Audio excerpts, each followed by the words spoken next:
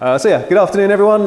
My name's John, I'm one of the leadership team here at Hope. I am still somewhat full of cold, so you will get a sort of slightly nasally preach from me today. Hopefully it'll be alright though. So we were up until Christmas time doing talks on sort of unknown or unsung heroes. Well, it ended up being that. It wasn't meant to be that originally, but that's what it ended up being. And so now it's Christmas time. I'd been pegged to do sort of like a Christmas talk, and I was like, I was quite enjoying this sort of unsung heroes aspect of it that we were doing. And the problem with Christmas is that most of the characters in the Christmas story are really well known. I was like, Mary, Joseph, you may have heard of them, shepherds, and so what. So I was like, okay, and in particular, the shepherds and Joseph we'd done, I think, last year in our talks then. I was like, I don't want to do those again. What shall I do? And then I finally settled on the Magi or the wise men and thought, okay, I can maybe do something with that, only for Heather to tell me that Ryan's doing them when he preaches next. So like, okay, back to the drawing board. But while I was preparing for the talk on the Magi, I didn't have much preparation in all honesty. I came across something and thought, oh, that's interesting, bit weird, but maybe I'll include that. It was a bit of a tangent. So what I've decided to do is take that tangent and make that tangent today's talk. And it's a bit bizarre, it's a bit bonkers, and it's a bit out there. But today we're going to look at Revelation 12. Well, didn't see that coming, did you? The Christmas story. So this is like, we've done unsung heroes. This is like the unsung Christmas story. It's a bit random. And Revelation is kind of weird. It's sort of bizarre. You know when you get a map and you say, and it's sometimes like with the unknown scary places, that used to say, here be dragons. In Revelation, that's figuratively true. And it's sometimes weird and confusing, and people have very differing opinions about bits of it, and sometimes those opinions are very, very strong. So just as I may get stuff wrong, apologies if I do, I'm going to give it a good go. But the context for this is John's on Patmos having what I can only describe as like the IMAX 3D prophetic vision of his time. It was a bit mental. And Sam is going to be I forgot to bring the thing to hold the clicker, so Sam is my clicker today. Thank you, Sam. So good luck. But we're going to start just by reading what we're looking at, which is Revelation 12, verses 1 to 6, which says, "A great sign appeared in heaven, a woman clothed with the sun, with the moon under her feet, and a crown of 12 stars on her head. She was pregnant and cried out in pain as she was about to give birth. Then another sign appeared in heaven, an enormous red dragon with 7 heads and 10 horns and 7 crowns on its head." Again, completely normal. "Its tail swept 1/3 of the stars out of the sky and flung them to the earth. The dragon stood in front of the woman who was about to give birth so that it might devour her child the moment he was born. She gave birth to a son, a male child, who will rule all the nations with an iron scepter. And her child was snatched up to God and to his throne. The woman fled into the wilderness to a place prepared for her by God, where she might be taken care of for 1,260 days. So I'm actually going to pray before I begin, because I feel like that's a good idea with a passage like this. So Father, I just pray that you'll help me coherently put across what I hope you've given me and isn't complete bonkers madness inspired by my illness. May we just speak to us through this passage, and may it be good and not heresy. Amen. So it starts off with, a great sign appeared in heaven. And what I find interesting about this, what I thought about this, which is something we never really talk about, is actually there are sort of 3 heavens. Bit weird, we never talk about this. If you look through the Bible, it comes up every now and then. So you have, when they say heaven, sometimes it can mean different things. So you had heavens, which was like the birds of heaven, which was the sky. You had the heavens where the stars and the moon and the planets are, like space. And then you had the highest of high heavens, beyond the heavens, like, where God's presence is and his throne is and all that kind of stuff. And so it's a bit weird, really. This reminds me of Lee Mack used to have this whole thing where he'd go, are you going out or are you going out? It's a bit like that with heaven. It's like, you're talking about heaven or you're talking about heaven? It's this idea of these sort of levels as such. But it's kind of confusing as well, because they're kind of interconnected. So if you look up at the sky during the day, you'll see the first one. But if you look up at the sky during the night, you'll be looking at the second one. And also, when Jesus was baptized and the heavens, i.e. the sky, was torn open and other higher heaven was revealed, He was, that was from above. Stephen, when he was stoned to death, looked up to heaven. So it's all sort of weirdly interconnected, which doesn't really help. But in terms of this sort of passage, it's talking about the sun and the moon and the stars and that kind of stuff. So I'm assuming that the sort of heavens that it's referring to is sort of like the space heavens rather than the heavens. Does that make sense? Is everyone still with me? Cool. It only gets weirder from here. It's great. So yeah, I was saying if Ryan was here as well, he'd probably refer to it as middle heaven, I think, as opposed to middle earth, because he'd enjoy that. Anyway, so it says a sign appeared in heaven, and this is interesting because throughout the rest of Revelation, John often says, "Then I looked and I saw," and then I sort of beheld or behold. But this is a great sign appeared in heaven, and the things that I read on this made it sound like it wasn't just something that John saw, it was something that would actually be visible to everyone. It was something it was less airy-fairy and more tangible to a certain extent.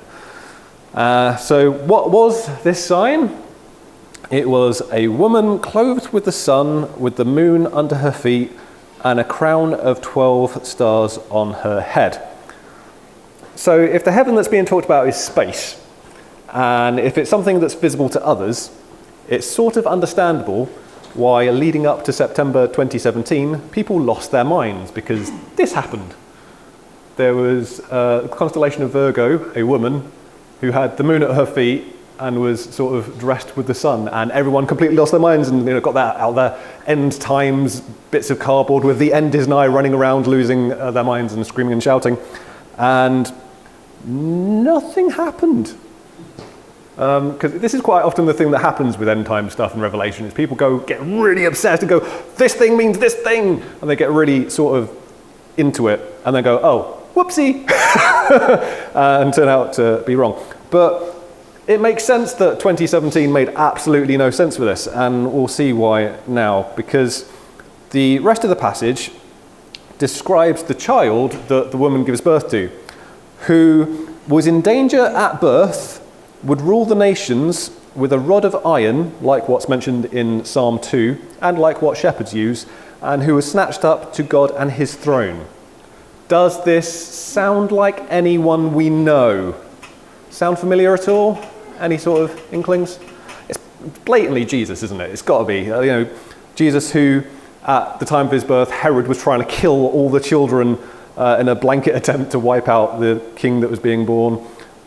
Jesus who does now rule the world, the nations, heaven and everything, who is the good shepherd and who ascended to heaven and sits at the right hand of God at the throne. So, Jesus, 2,000 years ago that happened, didn't it? It wasn't 2017. So there's no way that was ever going to be right. So, Jesus. Have we got the next? So it says, she gave birth to a son, a male child, who will rule all the nations with an iron scepter, and her child was snatched up to God's throne. What's interesting here is that, looking at this, going, yeah, that's Jesus, it's birth, ascension. They have skipped out, like, most of the New Testament. So, the meat of Jesus' ministry, his life, death, and resurrection, that's very much Jesus came to earth and then came back. And I think the reason for that in this is because this chapter in Revelation is sort of like a heavenly perspective on things. And it's sort of like, oh, that's when Jesus went down, and then he came back. And from a heavenly perspective, that sort of was maybe weirdly quick. I don't know, time, wibbly wobbly, heaven stuff. But yeah, that's just sort of interesting. So if the son that's born is Jesus, that would make the virgin woman who gives birth to him Mary, right? How dare you! That's what reading every commentary I felt like was shouting at me for thinking. Because all of them are like, how dare you? So I brought up a couple of the commentary things that people have said. So here's one. It says, some suggest that the woman in the story is Mary, the mother of Jesus. That is far too hasty. That's not how this kind of symbolism works. I was like, all right. And then I've had another one that's like, the figure of the woman is unlikely to refer to a particular individual, such as Mary, in much the Catholic interpretation, the subsequent details of the narrative rule out this possibility, which was like the commentator was saying, read on, dum-dum. Like the rest of the chapter will make you realize that that's not the case. So, that was fun. It's like, oh, okay, sorry. So who or what then is this woman? So you get old commentaries. There's, if you like Google stuff online, there's a load of commentaries that come up for free, which are always the ones from like hundreds of years ago. There's like Barnes and Henry and Matthew and some other ones. And a lot of these say that the woman in this part of Scripture is the church, and the 12 stars making up her crown are the 12 disciples. But if the woman is the church and Jesus is the child, that doesn't make any sense, surely, because Jesus gave birth to the church didn't give birth to Jesus. So that, for me, doesn't make any sort of sense. So to make sense of this, we're going to start by looking at the dragon. And I'm glad Heather's here, because every time I say dragon, she's going to be going, dragon, dragon, dragon. Because there was a game that I played when I was in my teens. It was like a Discworld game, and it was really fun. But at the start of the game, there's these people chanting, dragon, dragon. And Heather has this coffee that's dragon coffee. So every time I get the coffee out of the cupboard, I chant, dragon, dragon, dragon. Because I'm a dork, but it's brilliant, because Heather started chanting it and had no idea what it was from. So I was like, what's it from? Oh, it's a Discworld thing. Like, oh, great. Anyway, back to the point. So there's this enormous red dragon. And John clarifies for us later that this dragon is Satan, which is lovely. He just bang out says, it's the devil, it's Satan, which is lovely. Interestingly, an enormous red dragon, signifies the devil, makes you somewhat question the choices that Wales may have made when it chose its flag. It's only got one head, though. Only one head. Okay, totally fine then. But interestingly, the word that gets translated as dragon could also mean huge serpent. And serpent, does that make anyone think of anything? Snake in the garden. 10 points. Satan in the Garden of Eden was this serpent in the garden that misled Eve and tricked Eve into taking the fruit and that kind of stuff. And when they're kicked out, God says, I will put, and I can't say this word, enmity. Thanks.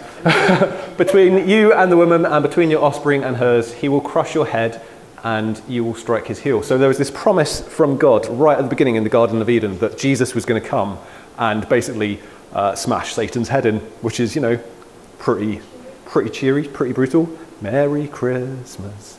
So there was this promise, and so there's a possibility that this woman was representative of like that promise, and of Eve and the daughters of Eve, and sort of the fulfillment of that promise that this Son of God would come and would be born and would be the one to come and crush the head of Satan and duff him up.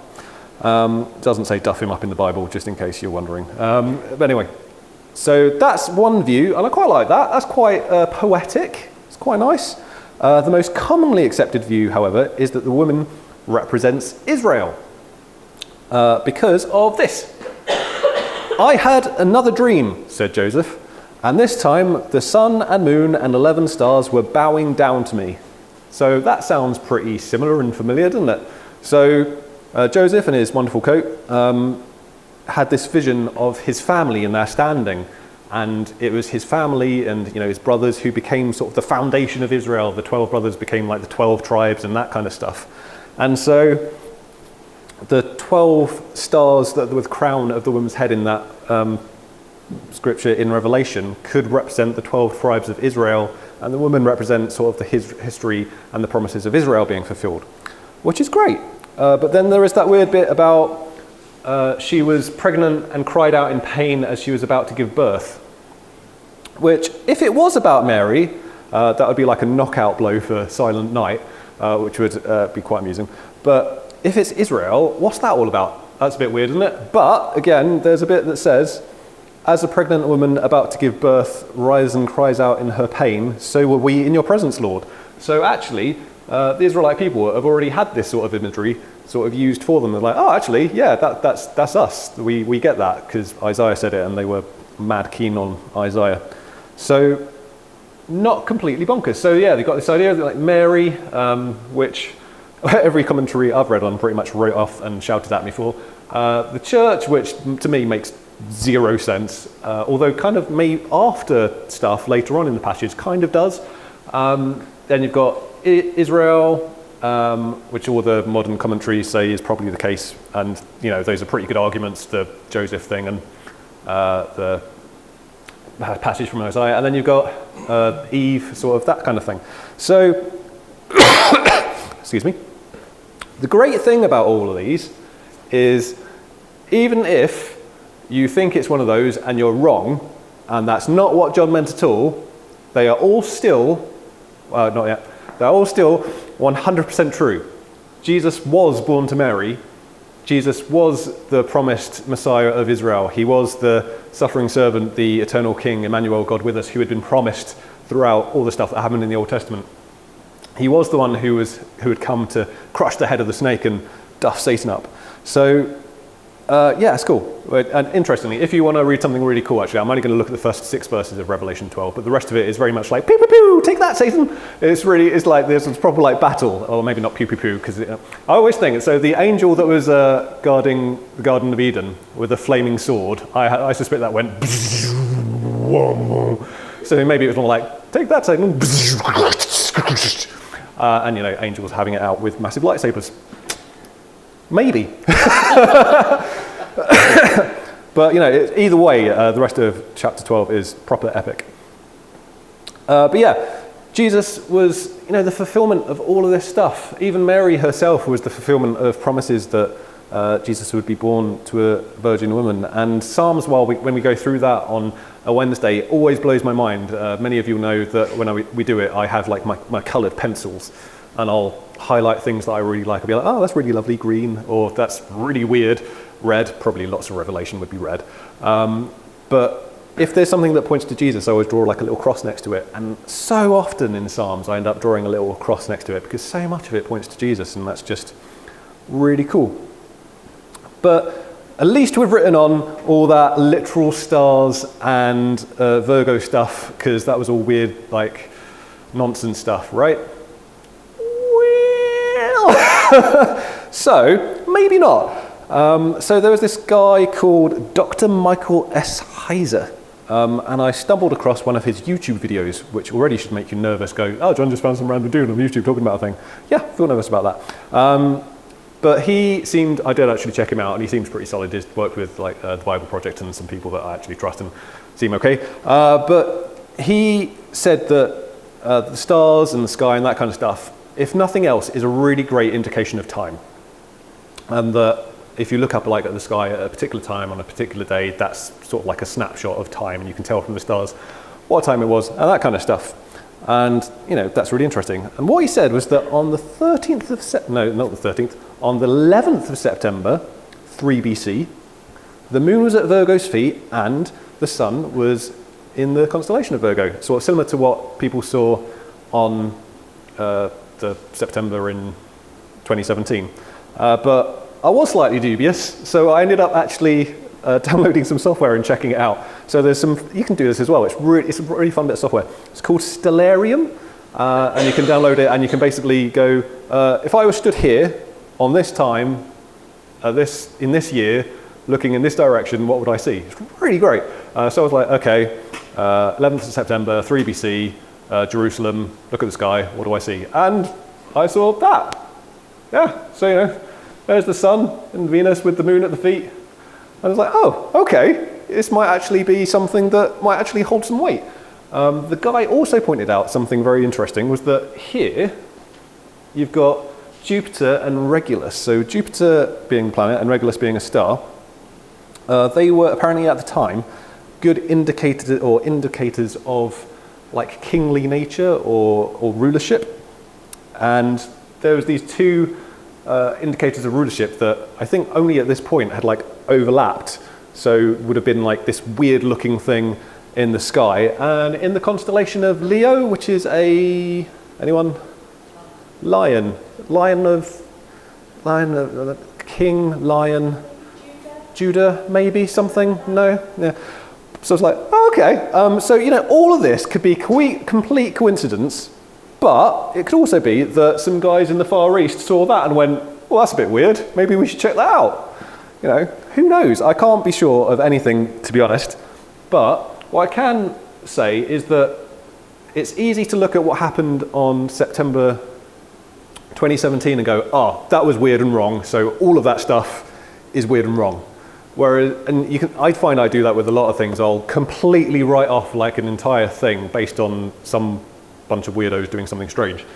But actually, God is the God who created the heavens, created the stars in the sky, flung everything into space, and it says actually the heavens declare the glory of God and the sky above proclaims his handiwork. So why not? Why maybe not specifically this at this time, at this day, but maybe, there was something where God had done something with the stars in the sky to say, hey, this is what's happening down here. It's really awesome. I'm happy with this. And if it was literally this, or something very similar, that's really cool as well, because it means that God must have set everything off in motion at the very beginning of time to be in exactly the right place at that time to make that reflect what was going on at Earth, which makes my brain just melt. But there was a problem with this. So the September the 11th on 3 BC does pose some problems in that a lot of people believe that Herod died in 4 BC, which would mean that Herod was dead before he tried to murder Jesus, which is slightly problematic. Interesting thing about that, though, is remember last time I spoke, I talked about Josephus, who's like this Jewish historian dude. And basically the reason we think that was that date is because Josephus said that between an eclipse and a Passover was when Herod died. And everyone used to assume that it was this one. But actually, there's quite a good argument now for it being this one, which would actually, timeline-wise, be pretty much perfect. So, again, can't prove any of this. Complete conjecture. But if it is a coincidence, it's pretty awesome. But it just, I find it fascinating anyway. So, you might be wondering, this is all weird and bizarre, John. What is this got to do with anything? What can I do with this? So what I find with this passage is it makes me look at the birth of Jesus from a different perspective, which is nice, actually, to look at that thing that you know really, really well, but from a completely different view. So often we look at it from an earthly perspective, and this is very much a heavenly perspective, and lots of pew, pew, pew stuff happening afterwards, and it's very cool. And it's very easy to look at like nativity scenes and get Christmas cards and look at, oh, the cute little baby Jesus, and be like, oh, he's just so cute, and like this cute little baby. But actually, you look at Revelation 12 and go, wow, the birth of Jesus was epic. It was mad. We can like just get distracted by this cute little baby and forget that actually the birth of Jesus was like this plan of God sort of behind enemy lines. Almost that Jesus was like this Satan-destroying bomb, like that's had a timer on it, or even like a dead man switch that when Jesus went on the cross, it went and blew up in Satan's face. It's epic, and the angels who showed themselves to the shepherds, would always be like, oh, in the Hark the Herald, and it's all very lovely. But if you read the passage, it doesn't say like the angels who were lovely and really pretty, and it was like the angel armies of God showed up. They were epic, and we so often tone everything down so it's all nice and pleasant. But it was big, it was scary, and maybe those angels were there like in mass, like to guard the thing that was going to change everything. And so Satan's gets destroyed because Jesus was born. We were saved because Jesus was born. It's a bit later on in Revelation 12 about how Satan was like the accuser, and those accusations can no longer stand. And so this cute little baby was actually born to rule. He was the result of promises and prophecy. He potentially set the entire universe into motion to land at that moment to say, this is happening right now, this is the thing. And he's the supreme shepherd of his flock. He had that whole bit with the iron staff and that kind of stuff. King of everything. But so often we go, oh, cute little baby. And it's like epic. Jesus being born he probably was a cute little baby, because all babies are cute. I'll say that. Some weird ones. But, Christmas is epic, and that's what comes across for me in this reading, and I hope that came across to you guys too. So my challenge is to sort of not tame down Christmas, I guess, and remember that actually Jesus was put on earth, and he was put in a place where there was a dragon, like through Herod and Satan trying to devour him. There was angels on the guard. There was a whole load of stuff that would happen because of this, and like all of heaven involved and go, way! So yeah, just let's not be like, oh, the cool little baby, but like, oh, baby. It's like hardcore baby, you know, it was a baby who was going to change everything and be the ruler of everything, and is now sat at the right hand of the Father in heaven over everything. So, Merry Christmas! It was a bit random, but I thought it was quite fun and quite interesting. I'm going to check for general nods of approval. They always make me happy. I did this when I went to speak at Atlantic. I was like, just quick nods of approval check. That's great.